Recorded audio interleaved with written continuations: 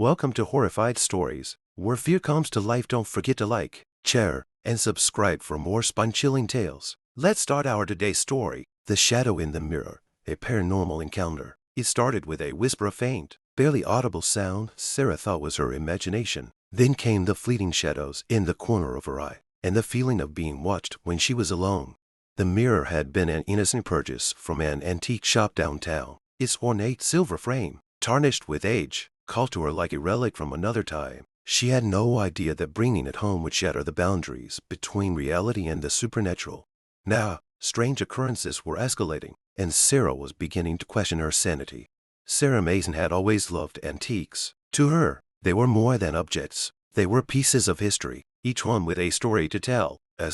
When she stumbled upon the old mirror in a dusty corner of time-worn treasures, she felt an immediate connection.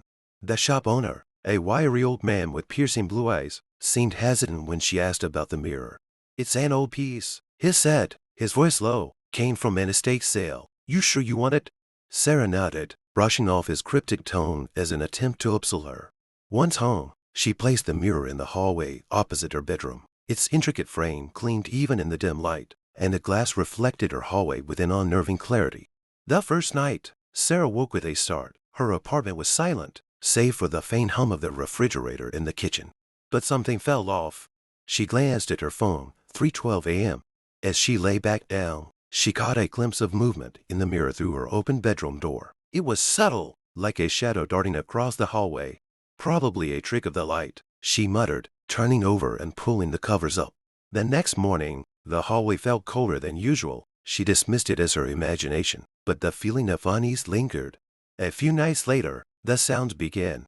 At first, it was a faint tapping like fingernails on glass. Sarah thought it was the neighbor's dog scratching at their door, but the sound seemed to be coming from inside her apartment. When she got up to investigate, the tapping stopped. The mirror caught her attention as she walked past. It looked normal, but she couldn't shake the feeling that something was different about the reflection. The shadows seemed darker, deeper, almost as if the mirror was reflecting more than just her hallway. "Get a grip," she told herself, laughing nervously, but deep down, she felt an unease she couldn't explain. One evening, Sarah was brushing her hair in the bedroom. Facing away from the open door, she glanced at the mirror out of habit and frenzy. In the reflection, there was someone standing in the hallway behind her.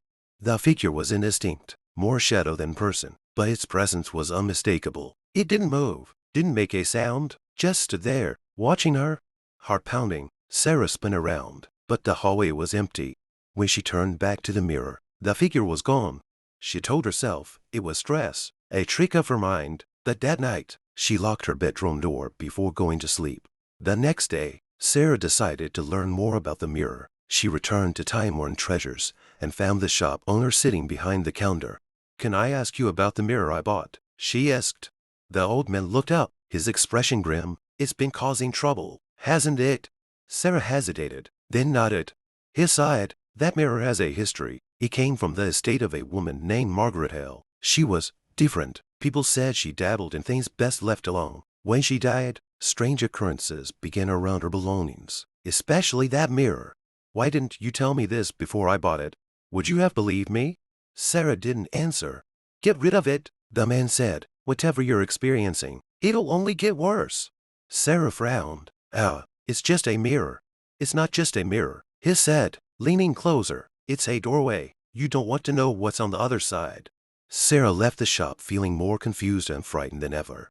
That night, the air in her apartment felt heavier. She tried to ignore it, focusing on her work, but the feeling of being watched wouldn't go away. As she passed the mirror, she noticed something chilling. Her reflection wasn't moving. She stopped, staring in disbelief. Her reflection stood still, its eyes locked onto hers, even as she turned her head and moved her arms. "Is this really happening?" she whispered. The reflection smiled. Sarah screamed, stumbling backward. When she looked again, the mirror was normal. Unable to sleep, Sarah sat on her couch, clutching a cup of tea. She tried to convince herself it was all in her head, but deep down, she knew something was wrong. At 3:12 a.m., the tapping began again. This time, it was louder, more insistent. It wasn't coming from the hallway, it was coming from the mirror. Summoning all her courage, Sarah approached the mirror. The tapping stopped as she drew near. For a moment, Everything was silent. Then, a shadowy hand reached out from the glass. Sarah stood frowning as the shadowy hand emerged from the mirror's surface, its shape shifting and writhing like smoke caught in a strong wind. Time seemed to slow as her heart pounded in her chest. She stumbled backward, her breath shallow and her hands trembling. And just like that, the hand disappeared, vanishing into the mirror as though it had never existed. But Sarah knew the truth. Something had crossed the threshold, and her life was no longer her own. After that night, Sarah avoided the mirror entirely. She draped a blanket over it, refusing to look at its surface. But the strange occurrences continued. The tapping became a nightly ritual, escalating to loud knocks that reverberated through her apartment. Lights flickered without warning, and objects moved on their own. A coffee mug sliding across the counter, a picture frame falling from the wall. Each night, Sarah felt the weight of unseen eyes watching her, their presence growing more oppressive with each passing day. Her sleep became fitful, plagued by nightmares of the shadowy figure from the mirror. In these dreams, it whispered her name, beckoning her closer. Sarah called her best friend, Liz, the only person she trusted to believe her. "I don't know what's happening," Sarah said, her voice shaking. "It's the mirror. I swear it's haunted."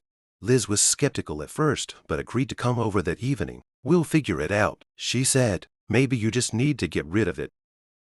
By the time Liz arrived, Sarah was a nervous wreck. She paced the living room, recounting every strange occurrence. Liz frowned. "Okay, let's take a look at this mirror." "No," Sarah said, grabbing her arm. "I covered it for a reason. You don't want to see what's in there." Liz sighed. "Sarah, it's just a mirror. Let me." Before she could finish, the blanket covering the mirror fell to the floor. Both women turned toward the mirror, and Liz gasped. In the reflection, Sarah and Liz stood side by side, but something was wrong. The Sarah in the mirror wasn't moving. Instead, she stared directly at the real Sarah, her expression cold and unyielding. Liz stepped back, her face pale. "What the hell is that?" The mirror Sarah began to smile, her lips curling into a sinister grin. The real Sarah grabbed Liz's arm. "I told you, this thing isn't normal." Before Liz could respond, the reflection of Sarah raised a hand and pointed directly at Liz. The lights in the apartment flickered violently, and a deafening crash echoed through the room as the mirror's surface rippled like water. Terrified, Liz insisted they leave the apartment. They went to a nearby diner, where Sarah recounted her visit to the antique shop. "Do you think the shop owner knew what he was selling?" Liz asked. Sarah nodded. "He said it had a history, something about the previous owner dabbling in dark things." Liz leaned forward. "Then we need to figure out who owned it before you. Maybe there's a way to stop whatever's happening." Sarah hesitated. "What if it's too late? What if it's already here?" Liz grabbed her hand. "We'll figure this out, but you can't do it alone." The next day, Sarah and Liz went to the library to dig into the mirror's history. They found records of Margaret Hale, the previous owner. Margaret had been a recluse who lived in an old Victorian house on the outskirts of town. Rumors swirled about her involvement in occult practices, and neighbors reported strange happenings around her property. She died under mysterious circumstances, her body found in front of the very mirror Sarah now owned. The coroner's report listed no cause of death, and her death was officially ruled unexplained.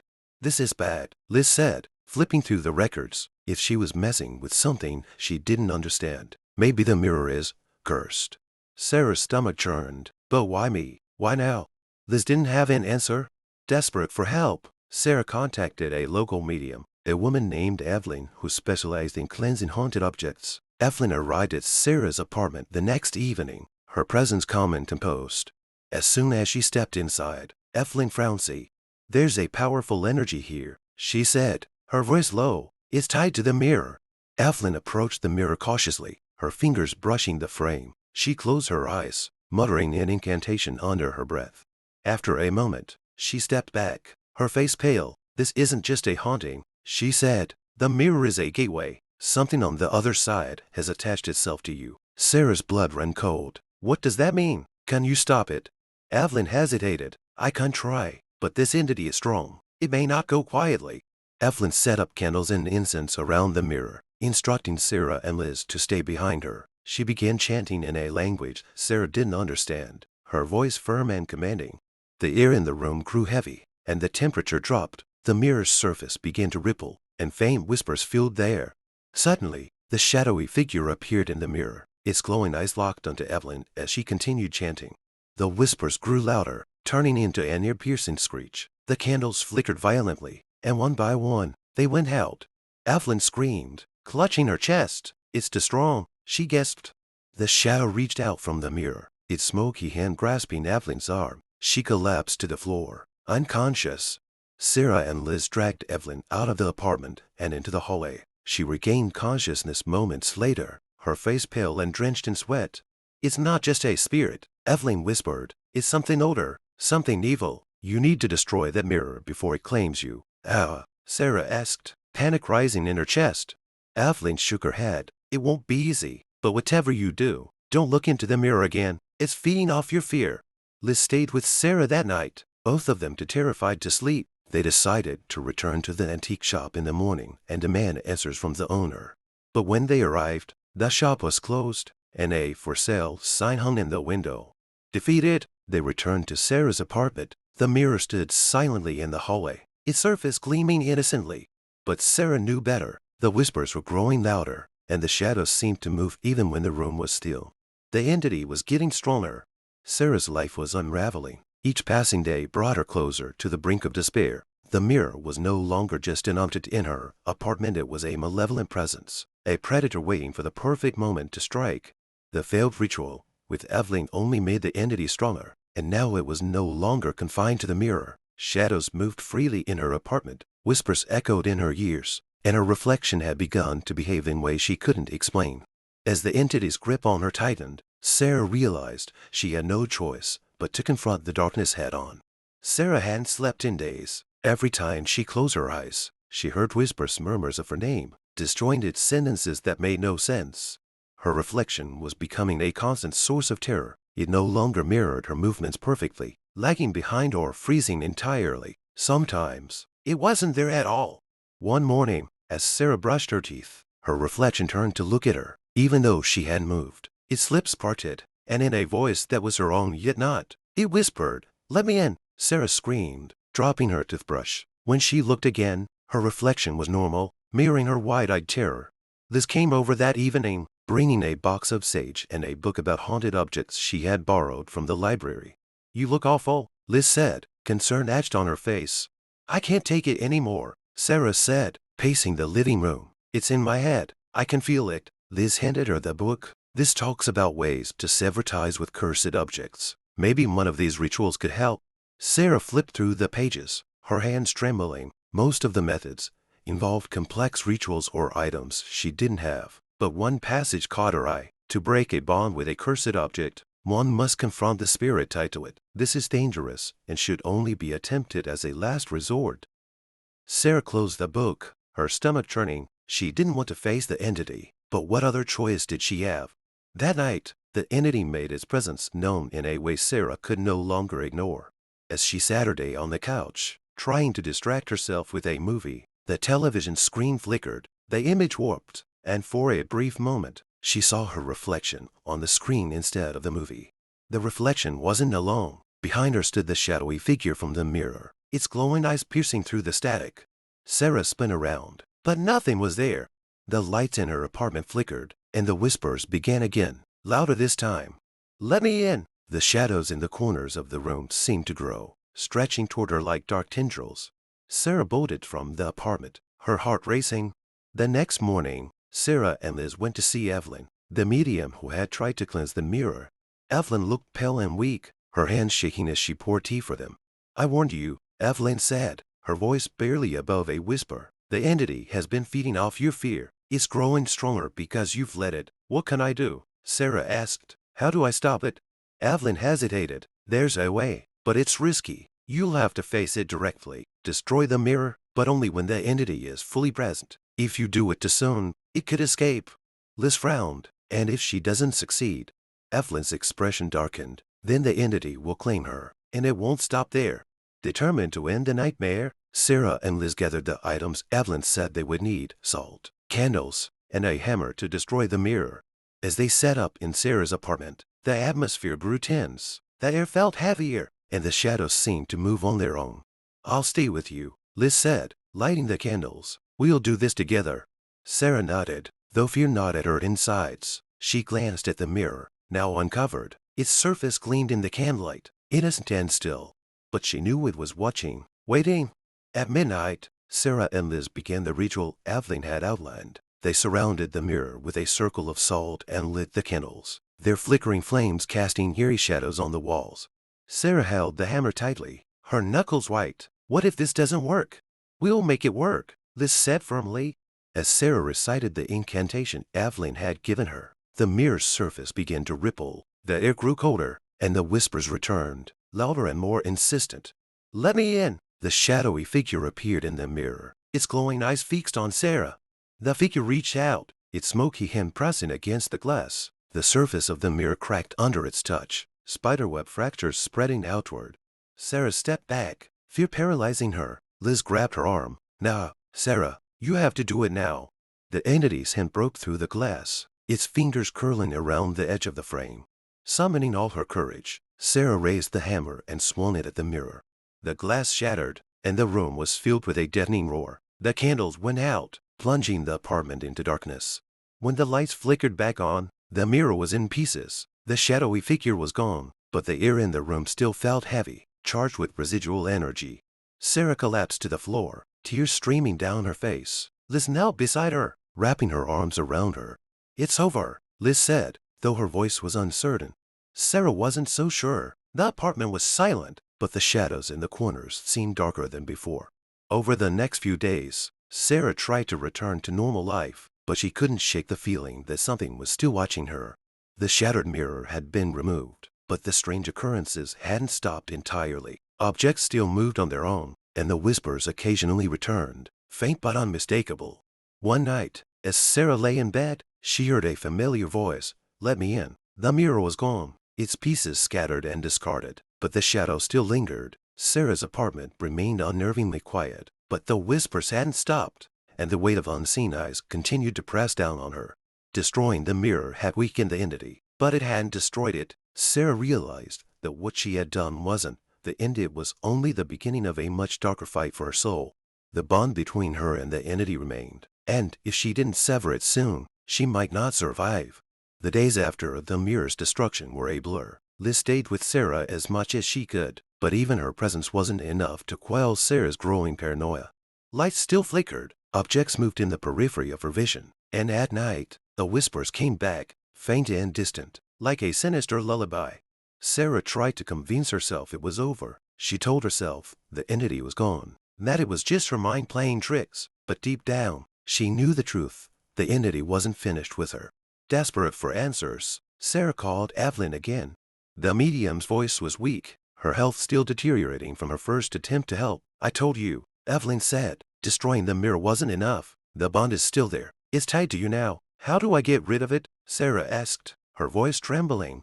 Evelyn hesitated. "There's only one way. You have to confront it where it's strongest. You must go to where the bond was formed, place where the mirror first became cursed."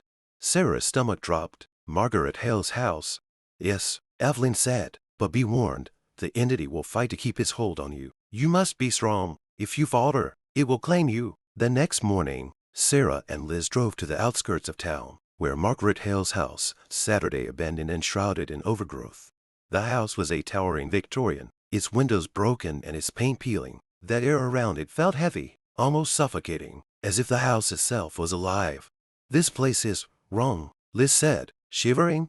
Sarah swallowed her fear. "We have to do this. It's the only way." Armed with salt, candles, and Evelyn's instructions, they entered the house.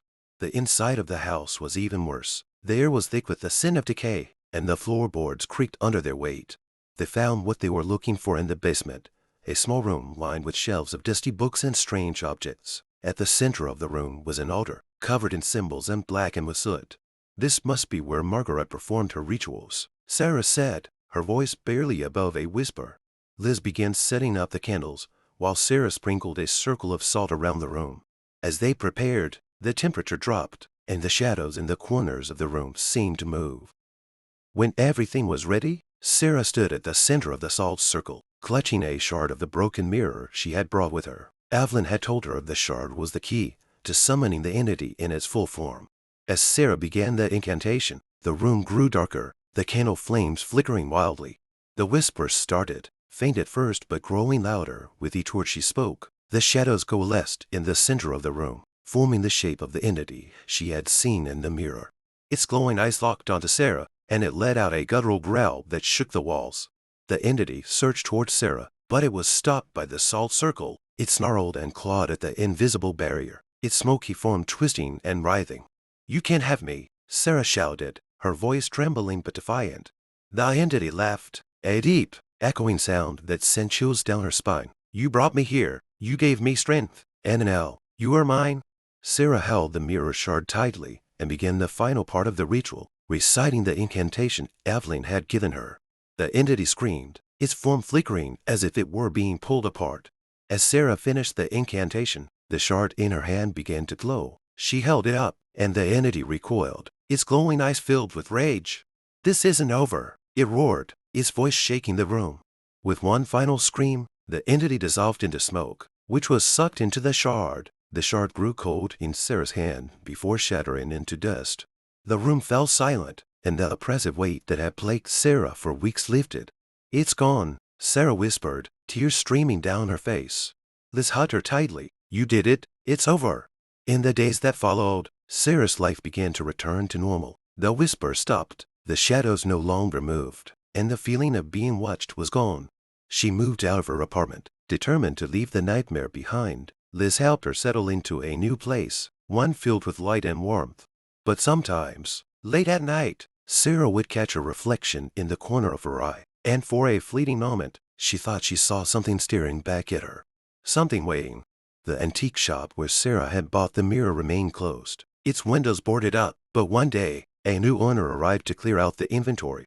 In the back corner of the shop, he found an ornate silver mirror, its surface gleaming despite the dust. He smiled. "This will fetch a good price." The mirror's surface rippled faintly, as if in anticipation.